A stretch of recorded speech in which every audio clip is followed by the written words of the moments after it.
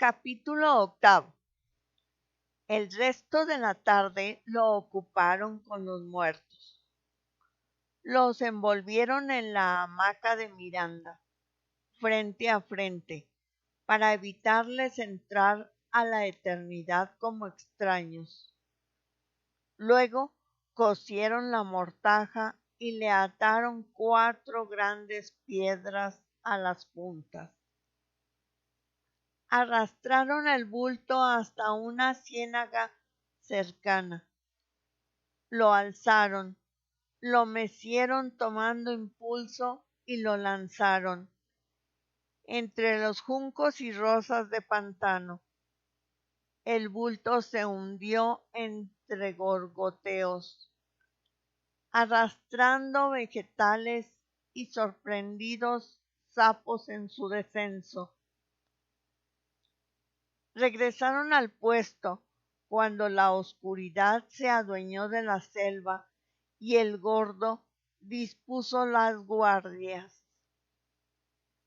2 hombres se mantendrían en vela para ser relevados a las 4 horas por el otro par. Él dormiría sin interrupciones hasta el amanecer. Antes de dormir, cocinaron arroz con lonjas de banano y luego de cenar, Antonio José Bolívar limpió su dentadura postiza antes de guardarla en el pañuelo. Sus acompañantes le vieron dudar un momento y se sorprendieron al verlo acomodándose la placa nuevamente. Como formaba parte del primer turno, el viejo se apropió de la lámpara de carburo. Su compañero de vigilia lo miraba, perplejo, recorrer con la lupa los signos ordenados en el libro. ¿Verdad que sabes leer, compadre? Algo. ¿Y qué estás leyendo? Una novela. Pero quédate callado. Si hablas, se mueve la llama y a mí se me mueven las letras. El otro se alejó para no estorbar, mas era tal la atención que el viejo dispensaba al libro que no soportó quedar al margen. ¿De qué se trata? Del amor. Ante la respuesta del viejo, el otro se acercó con renovado interés. No jodas, ¿con hembras ricas y calentonas? El viejo cerró de sopetón el libro, haciendo vacilar la llama de la lámpara. No, se trata del otro amor, del que duele. El hombre se sintió decepcionado, encogió los hombros y se alejó. Con ostentación se echó un largo trago, encendió un cigarro y comenzó a afilar la hoja del machete. Pasada la piedra, escupía sobre el metal. Repasaba y medía el filo con la yema de un dedo. El viejo seguía en lo suyo, sin dejarse importunar por el ruido áspero de la piedra contra el acero, musitando palabras como si rezara. Anda, lee un poquito más alto. ¿En serio? ¿Te interesa? Vaya que sí. Una vez fui al cine en Loja y vi una película mexicana de amor. ¿Para qué le cuento, compadre? La de lágrimas que solté. Entonces, tengo que leerte desde el comienzo para que sepas quiénes son los buenos y quiénes los malos. Antonio José Bolívar regresó a la primera página del libro. La había leído varias veces y se la sabía de memoria. Paul la besó ardorosamente, en tanto el gondolero, cómplice de las aventuras de su amigo, simulaba mirar en otra dirección, y la góndola, provista de mullidos cojines, se deslizaba apaciblemente por los canales venecianos. No tan rápido, compadre, dijo una voz. El viejo levantó la vista. Lo rodeaban los tres hombres. El alcalde reposaba alejado, tendido sobre un hato de costales. Hay palabras que no conozco, señaló el que había hablado. ¿Tú las entiendes todas?, preguntó otro. El viejo se entregó entonces a una explicación, a su manera, de los términos desconocidos. Lo de gondolero, góndola y aquello de besar ardorosamente quedó semiaclarado tras un par de horas de intercambio de opiniones salpicadas de anécdotas picantes. Pero el misterio de una ciudad en la que las gentes precisaban de botes para moverse no lo entendían de ninguna manera. Vaya uno a saber si no tendrán mucha lluvia o ríos que se salen de madre. Han de vivir más mojados que nosotros. Imagínese, uno se echa sus tragos, se le ocurre salir a desaguar fuera de casa. ¿Y qué ve? A los vecinos mirándolo con caras de pescado. Los hombres reían, fumaban, bebían. El alcalde se revolvió molesto en su lecho. Para que sepan, Venecia es una ciudad construida en una laguna y está en Italia. Bramó desde su rincón de insomne. Vaya, o sean que las casas flotan como balsas, acotó uno. Si es así, entonces, ¿para qué los botes? Pueden viajar con las casas como barcos, opinó otro. Sí, serán cojudos. Son casas firmes. Hay hasta palacios, catedrales, castillos, puentes, calles para la gente. Todos los edificios tienen cimientos de piedra, declaró el gordo. ¿Y cómo lo sabe? ¿Ha estado allá?, preguntó el viejo. No, pero soy instruido. Por algo soy alcalde. La explicación del gordo complicaba las cosas. Si lo he entendido bien, Excelencia, esa gente tiene piedras que flotan, como las piedras pómez han de ser. Pero, así y todo, si uno construye una casa con piedras pómez, no flota. No, señor. Seguro que le meten tablones por debajo. El alcalde se agarró la cabeza con las manos. Sí, serán cojudos. Ay, sí serán cojudos. Piensen lo que quieran. A ustedes se les ha contagiado la mentalidad selvática. A ustedes no lo saca ni Cristo de sus cojudeces. Ah, una cosa, la van a cortar con eso de llamarme excelencia. Desde que escucharon al dentista, se agarraron de la palabrita. ¿Y cómo quiere que lo llamemos? Al juez hay que decirle usía, al cura eminencia, y a usted tenemos que llamarlo de alguna manera, excelencia. El gordo quiso agregar algo, pero un gesto del viejo lo detuvo.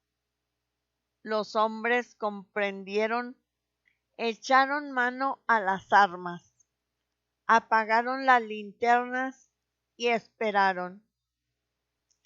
De afuera llegó el tenue ruido de un cuerpo moviéndose con sigilo. Las pisadas no producían sonidos, pero aquel cuerpo se pegaba a los arbustos bajos y a las plantas. Al hacerlo detenía el chorrear del agua, y cuando avanzaba, el agua detenida caía con renovada abundancia. El cuerpo en movimiento trazaba un semicírculo en torno a la choza del puestero. El alcalde se acercó a gatas hasta el viejo. ¿El bicho? Sí, y nos ha olido. El gordo se incorporó súbitamente. Pese a la oscuridad, alcanzó la puerta y vació el revólver, disparando a ciegas contra la espesura. Los hombres encendieron la lámpara, movían las cabezas sin proferir comentarios y miraban al alcalde recargando el arma. Por culpa de ustedes se me fue, por pasarse la noche hablando cojudeces como maricas, en vez de cumplir con los turnos de guardia. ¿Cómo se nota que usted es instruido, excelencia? El bicho las tenía todas en contra.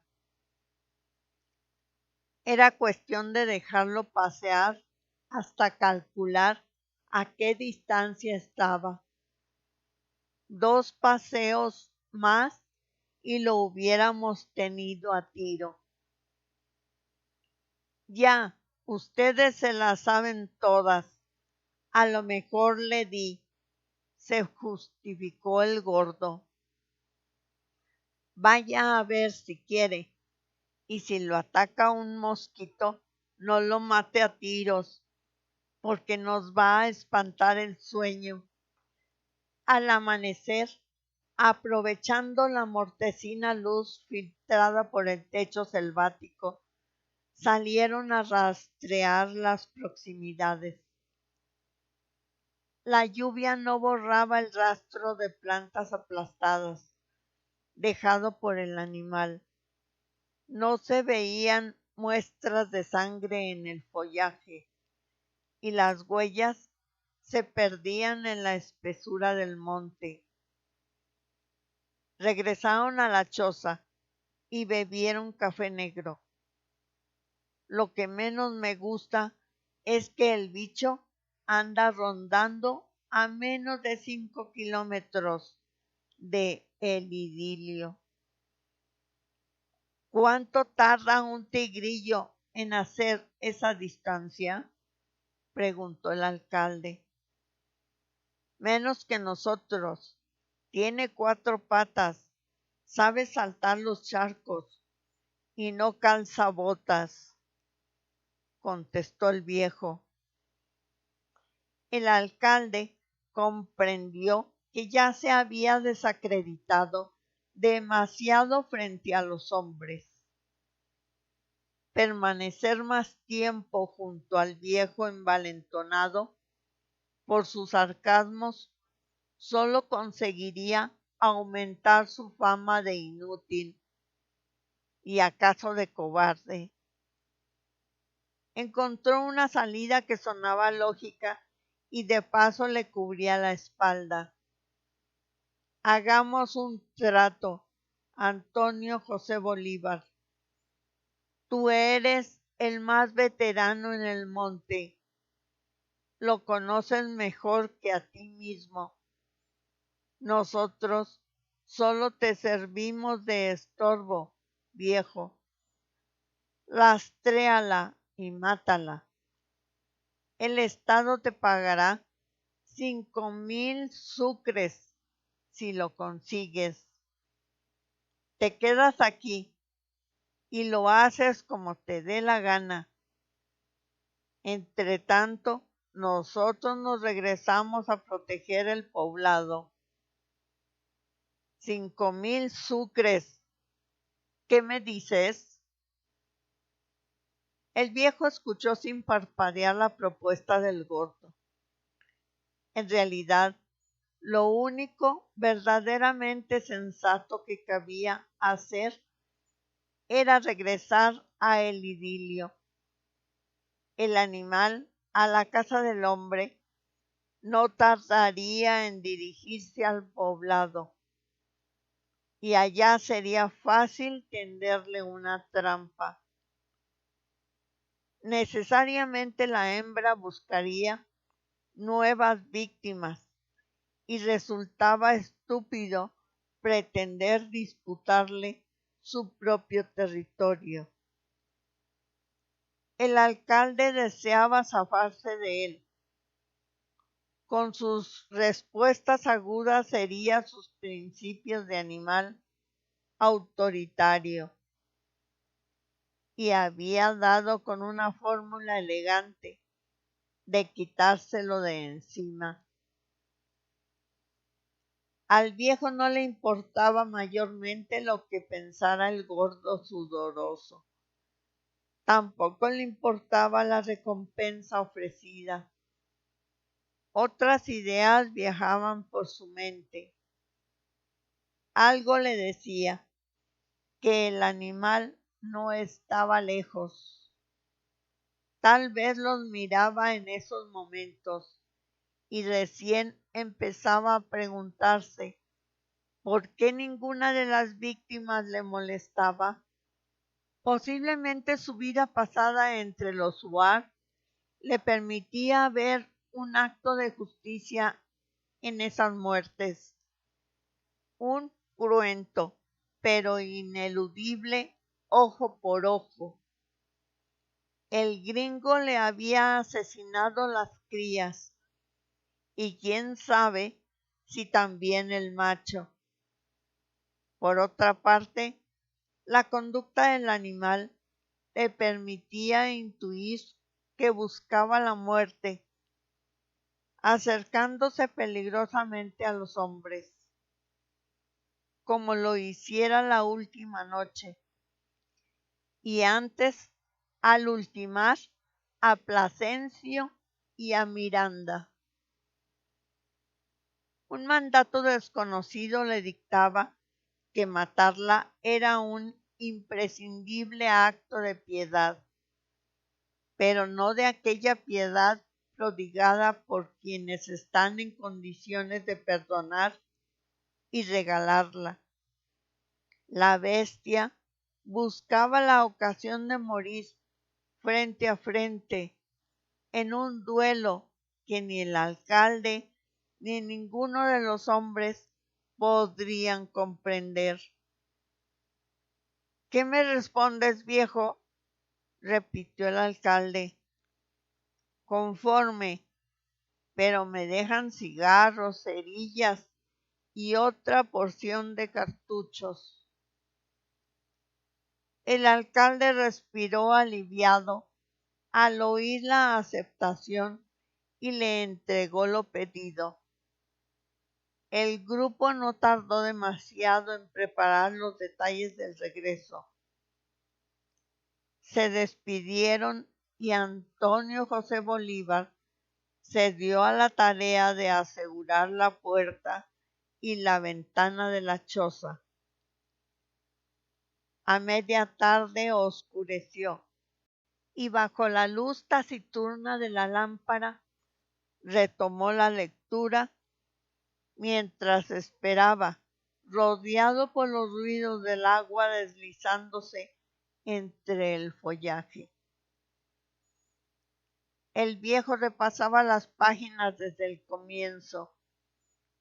Estaba molesto de no conseguir apropiarse del argumento. Repasaba las frases memorizadas y salían de su boca carentes de sentido. Sus pensamientos viajaban en todas direcciones, buscando un punto determinado en el cual detenerse. A lo mejor tengo miedo. Pensó en un proverbio suave que aconsejaba esconderse del miedo y apagó la lámpara. En la oscuridad se tendió sobre los costales con la escopeta preparada, descansando encima del pecho, y dejó que los pensamientos se aquietaran como las piedras al tocar el lecho del río. Vamos viendo a Antonio José Bolívar. ¿Qué te pasa? No es la primera vez que te enfrentas a una bestia enloquecida. ¿Qué es lo que te impacienta? ¿La espera? ¿Preferirías verla aparecer ahora mismo, derribando la puerta y tener un desenlace rápido? No ocurrirá. Sabes que ningún animal es tan necio como para invadir una guarida extraña. ¿Y por qué estás tan seguro de que la hembra te buscará a ti precisamente?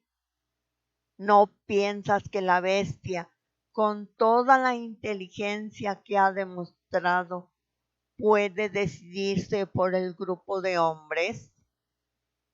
Puede seguirlos y eliminarlos, uno por uno, antes de que lleguen a el idilio. Sabes que puedes hacerlo y debiste advertírselo, decirles, no se separen ni un metro, no duerman, pernocten despiertos y siempre a la orilla del río. Sabes que aún así para la bestia sería fácil emboscarlos, dar el salto, uno al suelo con el gaznate abierto, y antes de que los demás se repongan del pánico, ella estará oculta, preparando el siguiente ataque. ¿Crees que la tigrilla te siente un ser igual? No seas vanidoso, Antonio José Bolívar. Recuerda que no eres un cazador, porque tú mismo has rechazado siempre ese calificativo. Y los felinos siguen al verdadero cazador, al olor a miedo y a verga parada que los cazadores auténticos emanan. Tú no eres un cazador. Muchas veces los habitantes del idilio hablan de ti, llamándote el cazador, y le respondes que eso no es cierto, porque los cazadores matan para vencer un miedo que los enloquece y los pudre por dentro. ¿Cuántas veces has visto aparecer grupos de individuos afiebrados, bien armados, internándose en la selva? A las pocas semanas reaparecen con fardos de pieles de osos hormigueros, nutrias, mieleros, boas, lagartos, pequeños gatos de monte, pero jamás con los restos de un verdadero contrincante, como la hembra que esperas. Tú los has visto emborracharse junto a los hatos de pieles para disimular el miedo que les inspira la certeza de saber que el enemigo digno los vio, los olió y los despreció en la inmensidad selvática. Es cierto que los cazadores son cada día menos, porque los animales se han internado hacia el oriente, cruzando cordilleras imposibles, lejos, tan lejos que la última anaconda vista habita en territorio brasileño. Pero tú viste y cazaste anacondas no lejos de aquí. La primera fue un acto de justicia o de venganza. Por más que le des vueltas, no llegas a la diferencia. El reptil había sorprendido al hijo de un colono mientras se bañaba. Tú estimabas al chico, no pasaba de los 12 años, y la anaconda lo dejó blando como una bolsa de agua. ¿Te acuerdas, viejo? En canoa seguiste el rastro hasta descubrir la playa donde se soleaba. Entonces dejaste varias nutrias muertas como cebo y esperaste. En ese tiempo eras joven, ágil, y sabías que de esa agilidad dependía no convertirte en otro banquete para la diosa del agua. Fue un buen salto, el machete en la mano, el corte limpio, la cabeza de la serpiente cayendo a la arena, y antes de que la tocara, tú saltabas a protegerte entre la vegetación baja, mientras el reptil se revolcaba azotando su cuerpo vigoroso una y otra vez. 11 o 12 metros de odio, 11 o 12 metros de piel oliva pardo, con anillos negros, intentando matar cuando ya estaba muerta. La segunda fue un homenaje de gratitud al brujo Suar, que te salvó la vida. ¿Lo recuerdas? Repetiste el truco de dejar carnada en la playa y esperaste arriba de un árbol hasta verla salir del río. Esa vez fue sin odio. La mirabas engullir los roedores mientras preparabas el dardo, envolviendo la aguda punta en telaraña, untándolo en el curare, introduciéndolo en la boquilla de la cerbatana, y apuntaste buscando la base del cráneo. El reptil recibió el dardo, se irguió elevando casi 3/4 partes del cuerpo, y desde el árbol donde te emboscabas, viste sus ojos amarillos, sus pupilas verticales, buscándote con una mirada que no te alcanzó, porque el curare actúa rápido. Luego vino la ceremonia de desollar, caminar 15, 20 pasos, en tanto el machete la abría y su carne fría y rosada se impregnaba de arena. ¿Lo recuerdas, viejo? Al entregar la piel, los Suar declararon que no eras de ellos, pero que eras de ahí. Y los tigrillos tampoco te son extraños, salvo que jamás diste muerte a un cachorro. Ni de tigrillo ni de otra especie, solo ejemplares adultos, como indica la ley Swartz. Sabes que los tigrillos son animales extraños, de comportamiento impredecible. No son tan fuertes como los jaguares, pero en cambio dan muestra de una inteligencia refinada. Si el rastreo es demasiado fácil y te hace sentir confiado, quiere decir que el tigrillo te está mirando la nuca. Dicen los Suar y es cierto. Una vez, requerido por los colonos, pudiste medir la astucia del gran gato moteado. Un ejemplar muy fuerte se cebaba con las vacas y las acémilas y te pidieron echarles una mano.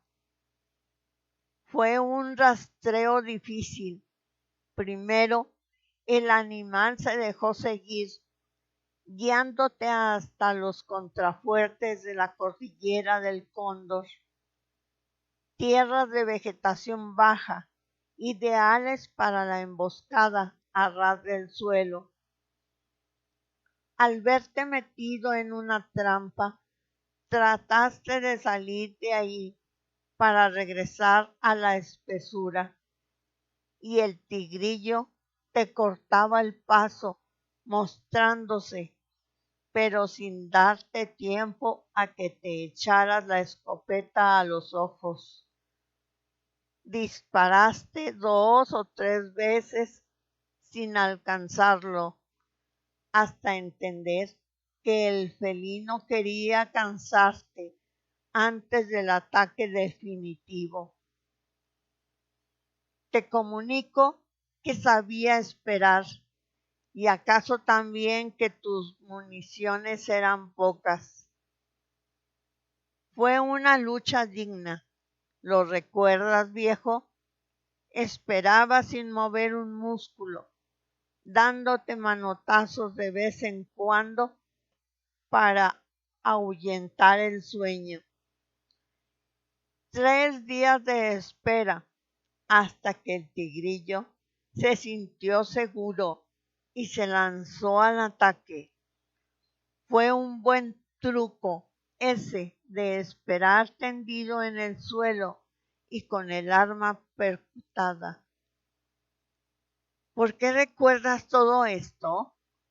¿Por qué la hembra te llena los pensamientos? Tal vez porque ambos saben que están parejos. Luego de 4 asesinatos, sabe mucho de los hombres, tanto como tú de los tigrillos. O tal vez tú sabes menos. Los Suar no cazan tigrillos. La carne no es comestible y la piel de uno solo alcanza para hacer cientos de adornos que duran generaciones. Los Suar, ¿te gustaría tener a uno de ellos contigo? Desde luego, a tu compadre Nuxiño. Compadre, ¿me sigues el rastro? El Suar se negará, escupiendo muchas veces para que sepas que dice la verdad. Te indicará desinterés. No es su asunto. Tú eres el cazador de los blancos, el que tiene una escopeta, el que viola la muerte emponzoñándola de dolor. Tu compadre Nuxiño te dirá que los Suar solo buscan matar a los perezosos Sansas. ¿Y por qué, compadre? Los Sansas no hacen más que dormir, colgando de los árboles. Antes de responder, tu compadre Nuxiño se largará un sonoro pedo para que ningún perezoso Sansa lo escuche, y te dirá que hace mucho tiempo un jefe SWAT se volvió malo y sanguinario.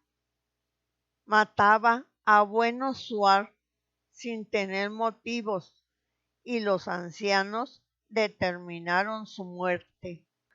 Snoopy, el jefe sanguinario, al verse acorralado, se dio a la fuga, transformado en perezoso Sansa.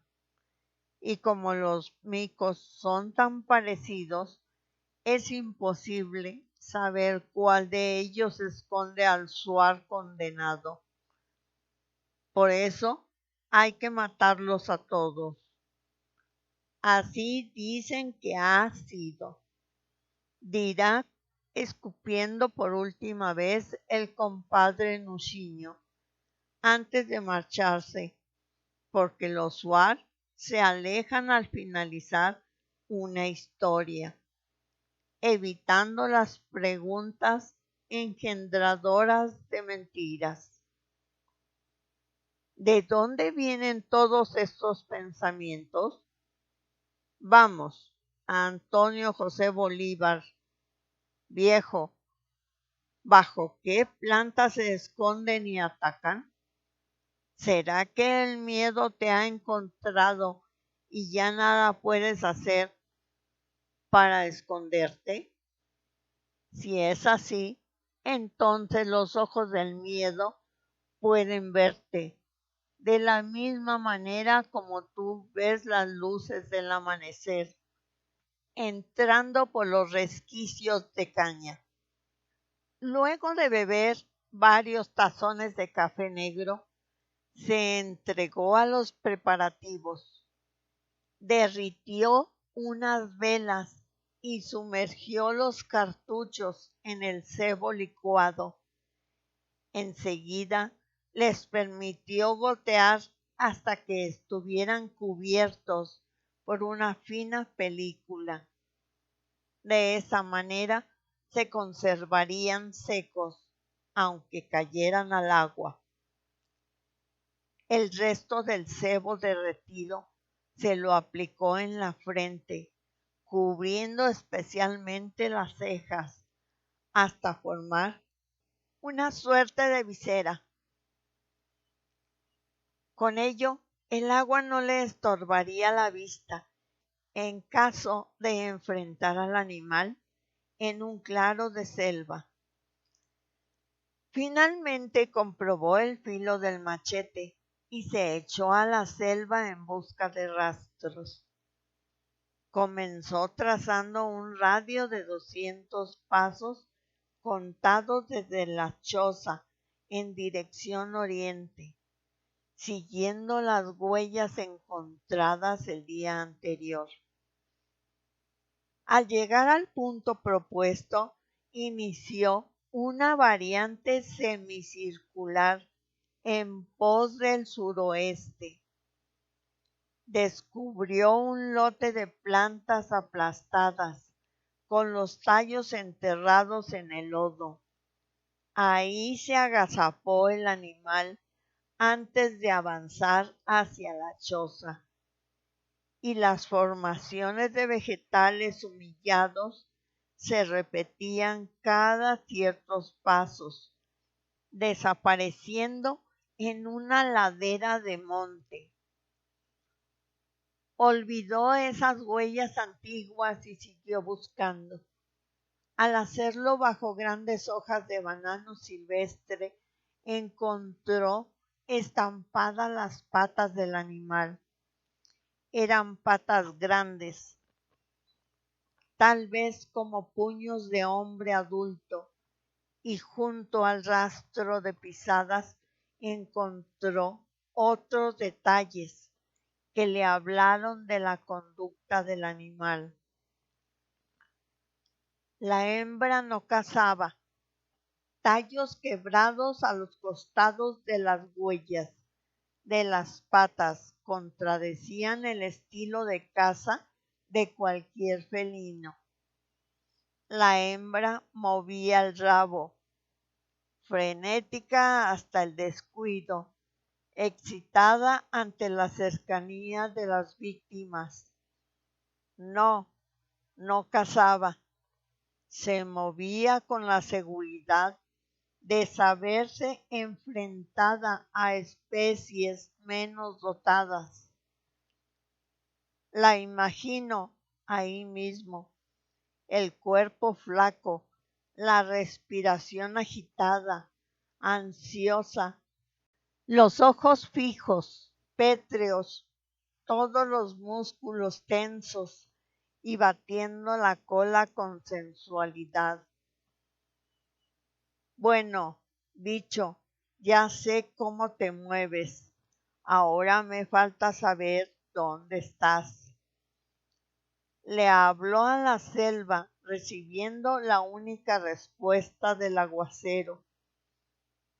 Ampliando el radio de acción, se alejó de la choza del puestero hasta alcanzar una leve elevación de terreno, que pese a la lluvia le permitía un buen punto de observación de todo lo recorrido. La vegetación se volvía baja y espesa, en contraste con los árboles altos que lo protegían de un ataque a ras del suelo. Decidió abandonar la lomita, avanzando en línea recta hacia el poniente, en pos del río Yacuambi, que corría no muy lejos. Poco antes del mediodía cesó de llover y se alarmó. Tenía que seguir lloviendo, de otra manera comenzaría la evaporación y la selva se sumiría en una niebla densa que le impediría respirar y ver más allá de su nariz. De pronto, millones de agujas plateadas perforaron el techo selvático, iluminando intensamente los lugares donde caían. Estaba justo bajo un claro de nubes, encandilado con los reflejos del sol cayendo sobre las plantas húmedas. Se frotó los ojos maldiciendo y rodeado por cientos de efímeros arcoíris, se apresuró en salir de allí antes que comenzara la temida evaporación. Entonces la vio. Alertado por un ruido de agua, caída de improviso, se volvió y pudo verla moviéndose hacia el sur a unos 50 metros de distancia. Se movía con lentitud, con el hocico abierto y azotándose los costados con el rabo. Calculó que de cabeza a rabo medía sus buenos 2 metros y que parada sobre 2 patas superaba la estatura de un perro pastor. El animal desapareció tras un arbusto y casi enseguida se dejó ver nuevamente. Esta vez se movía en dirección norte. Ese truco lo conozco. Si me quieres aquí, bueno, me quedo. Entre la nube de vapor, tú tampoco vas a ver nada, le gritó. Y se parapetó apoyando la espalda en un tronco. La pausa de lluvia convocó de inmediato a los mosquitos. Atacaron buscando labios, párpados, rasmilladuras. Las diminutas arenillas se metían en los orificios nasales, en las orejas, entre el pelo. Rápidamente se metió un cigarro en la boca, lo masticó, deshizo y se aplicó la pasta salivosa en el rostro, y en los brazos. Por fortuna, la pausa duró poco y se largó a llover con renovada intensidad. Con ello regresó la calma y solo se escuchaba el ruido del agua penetrando entre el follaje. La hembra se dejó ver varias veces, siempre moviéndose en una trayectoria norte-sur. El viejo la miraba estudiándola, seguía los movimientos del animal para descubrir en qué punto de la espesura realizaba el giro que le permitía volver al mismo punto del norte, a recomenzar el paseo provocativo. Aquí me tienes. Yo soy Antonio José Bolívar Proaño y lo único que me sobra es paciencia. Eres un animal extraño, no hay dudas de eso. Me pregunto si tu conducta es inteligente o desesperada. ¿Por qué no me rodeas e intentas simulacros de ataque? ¿Por qué no te metes hacia el oriente para seguirte? Te mueves de norte a sur, giras al poniente y retomas el camino. ¿Me tomas por un cojudo?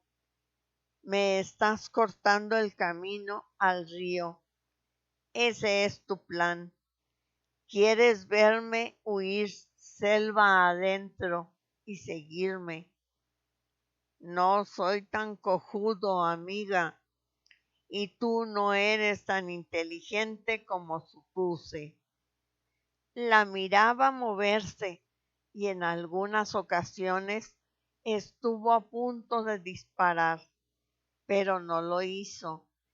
Sabía que el tiro debía ser definitivo y certero. Si solamente la hería, la hembra no le daría tiempo para recargar el arma, y por una falla de los percutores se le iban los dos cartuchos al mismo tiempo. Las horas pasaron y cuando la luz disminuyó, supo que el juego del animal no consistía en empujarlo hacia el oriente. Lo quería ahí, en ese sitio, y esperaba la oscuridad para atacarlo. El viejo calculó que disponía de una hora de luz, y en ese tiempo debía largarse, alcanzar la orilla del río y buscar un lugar seguro. Esperó a que la hembra terminase con uno de los desplazamientos hacia el sur y diera el rodeo que la regresaba al punto de partida. Entonces, a toda carrera, se lanzó en pos del río. Llegó a un antiguo terreno desbrozado que le permitió ganar tiempo y lo atravesó con la escopeta apretada contra el pecho. Con suerte alcanzaría la orilla del río antes que la hembra descubriese su maniobra evasoria. Sabía que no lejos de allí encontraría un campamento abandonado de buscadores de oro en el que podría refugiarse. Se alegró al escuchar la crecida. El río estaba cerca. No le quedaba más que bajar una pendiente de unos 15 metros, cubierta de helechos para alcanzar la ribera, cuando el animal atacó. La hembra debió de moverse con tal velocidad y sigilo al descubrir el intento de fuga, que consiguió correr paralela sin que lo notase, hasta situarse a un costado del viejo. Recibió el empujón, propinado con las patas delanteras, y rodó, dando volteretas pendiente abajo. Mareado, se hincó, blandiendo el machete con las dos manos, y esperó el ataque final. Arriba, al borde de la pendiente, la hembra movía el rabo frenética. Las pequeñas orejas vibraban captando todos los ruidos de la selva, pero no atacaba. Sorprendido, el viejo se movió lentamente hasta recuperar la escopeta. ¿Por qué no atacas? ¿Qué juego es este? Abrió los martillos percutores y se echó el arma a los ojos. A esa distancia no podía fallar. Arriba, el animal no le despegaba los ojos de encima. De improviso, rugió, triste y cansada, y se echó sobre las patas. La débil respuesta del macho le llegó muy cerca y no le costó encontrarlo. Era más pequeño que la hembra y estaba tendido al amparo de un tronco hueco. Presentaba la piel pegada al esqueleto y un muslo casi arrancado del cuerpo por una perdigonada. El animal apenas respiraba y la agonía se veía dolorosísima. ¿Eso buscabas? Que le diera el tiro de gracia, gritó el viejo hacia la altura, y la hembra se ocultó entre las plantas. Se acercó al macho herido y le palmoteó la cabeza. El animal apenas alzó un párpado y al examinar con detención la herida, vio que se lo empezaban a comer las hormigas. Puso los dos cañones en el pecho del animal. Lo siento, compañero. Ese gringo hijo de la gran puta nos jodió la vida a todos. Y disparó. No veía a la hembra, pero la adivinaba arriba, oculta, entregada a lamentos, acaso parecidos a los humanos. Cargó el arma y caminó despreocupado hasta alcanzar la deseada ribera. Había sacado unos 100 metros de distancia cuando vio a la hembra bajando al encuentro del macho muerto. Al llegar al puesto abandonado de los buscadores de oro, estaba casi oscuro y encontró que el aguacero había derribado la construcción de cañas. Dio un rápido vistazo al lugar y se alegró de encontrar una canoa de vientre rasgado, volcada sobre la playa. Encontró también un costal con lonjas de banano seco. Se llenó los bolsillos y se metió bajo el vientre de la canoa.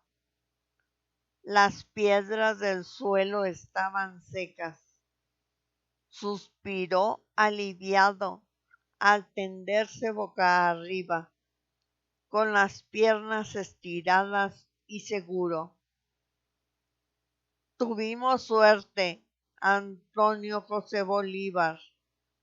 La caída era para romperse más de un hueso. Suerte lo del colchón de helechos. Dispuso el arma y el machete a sus costados. El vientre de la canoa ofrecía altura suficiente para ponerse a horcajadas si deseaba avanzar o retroceder.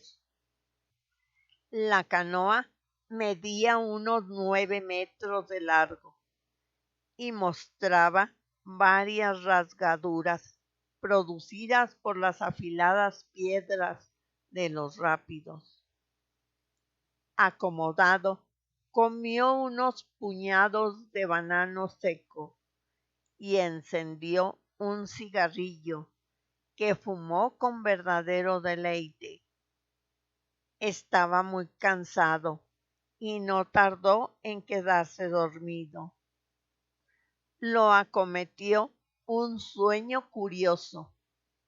Se veía a sí mismo con el cuerpo pintado, con los tonos tornasolados de la boa, y sentado frente al río para recibir los efectos del anatema. Frente a él, algo se movió en el aire, en el follaje, sobre la superficie del agua quieta, en el fondo mismo del río. Algo que parecía tener todas las formas y nutrirse al mismo tiempo de todas ellas. Cambiaba incesantemente, sin permitir que los ojos alucinados se acostumbrasen a una. De pronto asumía el volumen de un papagayo. Pasaba a ser un bagre guacamayo, saltando con la boca abierta, y se tragaba la luna, y al caer al agua lo hacía con la brutalidad de una quebrantahuesos, desplomándose sobre un hombre. Ese algo carecía de forma precisa, definible, y tomara lo que tomara, siempre permanecían en él los inalterables, brillantes ojos amarillos. Es tu propia muerte disfrazándose para sorprenderte. Si lo hace, es porque todavía no te llega el momento de marcharte. Cásala, le ordenaba el brujo Suar, masajeando su aterrado cuerpo con puñados de ceniza fría. Y la forma de ojos amarillos se movía en todas direcciones. Se alejaba hasta ser tragada por la difusa y siempre cercana línea verde del horizonte. Y al hacerlo, los pájaros volvían a revolotear con sus mensajes de bienestar y plenitud. Pero pasado un tiempo reaparecía en una nube negra, bajando rauda, y una lluvia de inalterables ojos amarillos caía sobre la selva, prendiéndose de los ramajes y las lianas, encendiendo la jungla con una tonalidad amarilla incandescente que lo arrastraba de nuevo al frenesí del miedo y de las fiebres. Él quería gritar, pero los roedores del pánico le destrozaban a dentelladas la lengua. Él quería correr, pero las delgadas serpientes voladoras le atacaban las piernas. Él quería llegar a su choza y meterse en el retrato que lo mostraba junto a Dolores Encarnación del Santísimo Sacramento, Estupiñán, Otavalo, y abandonar esos parajes de ferocidad. Pero los ojos amarillos estaban en todas partes, cortándole el camino, en todas partes al mismo tiempo como ahora, que lo sentía arriba de la canoa. Y ésta se movía, oscilaba con el peso de aquel cuerpo, caminando sobre su epidermis de madera. Contuvo la respiración para saber qué ocurría. No permanecía en el mundo de los sueños. La hembra estaba efectivamente arriba, paseándose, y como la madera era muy lisa, pulida por el agua incesante, el animal se valía de las garras para sujetarse, caminando de proa a popa, entregándole el cercano sonido de su respiración ansiosa. El paso del río, la lluvia y el paseo del animal eran toda su referencia del universo. La nueva actitud del animal lo obligaba a pensar aceleradamente. La hembra había demostrado ser demasiado inteligente como para pretender que él aceptara el desafío y saliera a enfrentarla en plena oscuridad. ¿Qué nueva treta era esa? Tal vez era cierto lo que decían los Suar respecto del olfato de los felinos. El tigrillo capta el olor a muerto que muchos hombres emanan sin saberlo.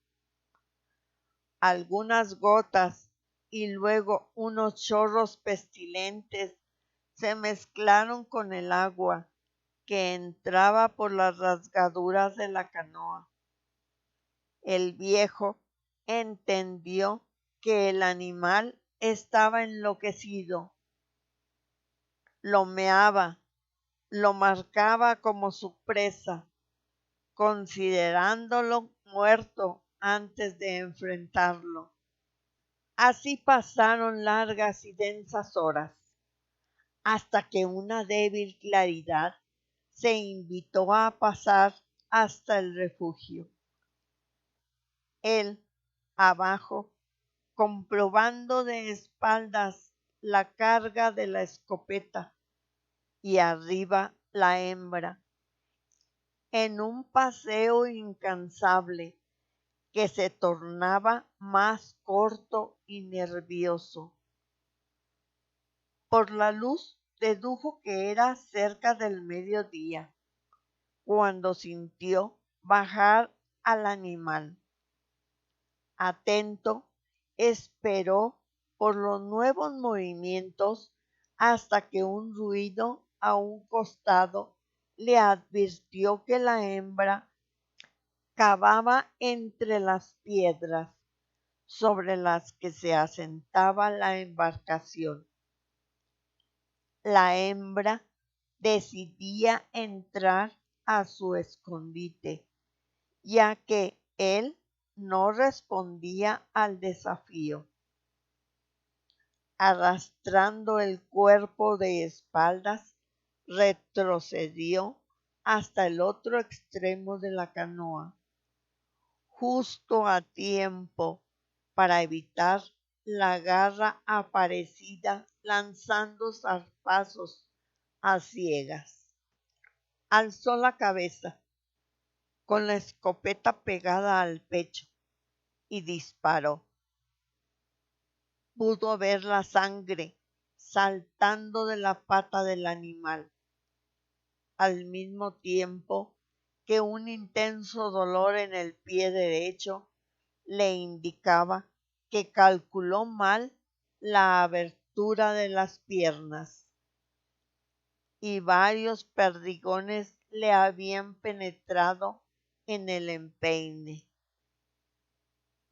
Estaban iguales los dos heridos. La escuchó alejarse y, ayudado por el machete, levantó un poco la canoa, el espacio suficiente para verla, a unos 100 metros, lamiéndose la pata herida. Entonces recargó el arma y con un movimiento dio vuelta a la canoa. Al incorporarse, la herida le produjo un dolor enorme y el animal, sorprendido, se tendió sobre las piedras, calculando el ataque. Aquí estoy. Terminemos este maldito juego de una vez por todas. Se escuchó gritando con una voz desconocida y sin estar seguro de haberlo hecho en suar o en castellano. La vio correr por la playa como una saeta moteada, sin hacer caso de la pata herida. El viejo se hincó y el animal, unos 5 metros antes del choque, dio el prodigioso salto, mostrando las garras y los colmillos. Una fuerza desconocida le obligó a esperar a que la hembra alcanzara la cumbre de su vuelo. Entonces apretó los gatillos y el animal se detuvo en el aire. Quebró el cuerpo a un costado y cayó pesadamente con el pecho abierto por la doble perdigonada. Antonio José Bolívar Proaño se incorporó lentamente, se acercó al animal muerto y se estremeció al ver que la doble carga la había destrozado. El pecho era un cardenal gigantesco y por la espalda asomaban restos de tripas y pulmones deshechos. Era más grande de lo que había pensado al verla por primera vez. Flaca y todo, era un animal soberbio, hermoso, una obra maestra de gallardía, imposible de reproducir ni con el pensamiento. El viejo la acarició, ignorando el dolor del pie herido, y lloró avergonzado, sintiéndose indigno, envilecido, en ningún caso vencedor de esa batalla. Con los ojos nublados de lágrimas y lluvia, empujó el cuerpo del animal hasta la orilla del río, y las aguas se lo llevaron selva adentro, hasta los territorios jamás profanados por el hombre blanco, hasta el encuentro con el Amazonas, hacia los rápidos donde sería destrozado por puñales de piedra, a salvo para siempre de las indignas alimañas. Enseguida arrojó con furia la escopeta y la vio hundirse sin gloria.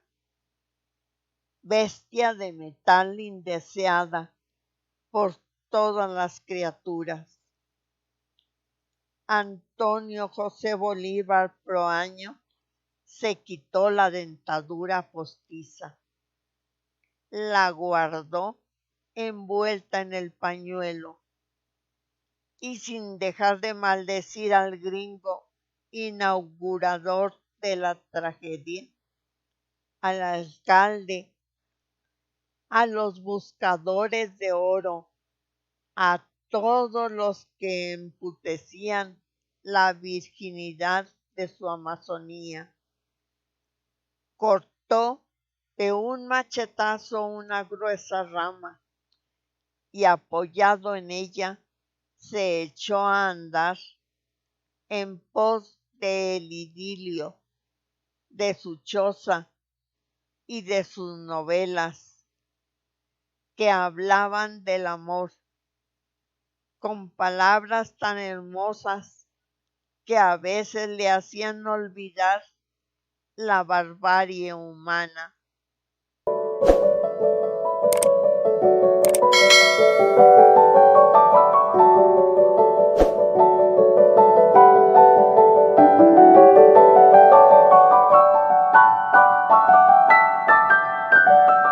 Y así terminamos nuestra emocionante historia. Un viejo que leía novelas de amor. ¿Qué les pareció este inesperado final? Les agradecemos que nos hayan acompañado y los invitamos a comenzar un nuevo libro.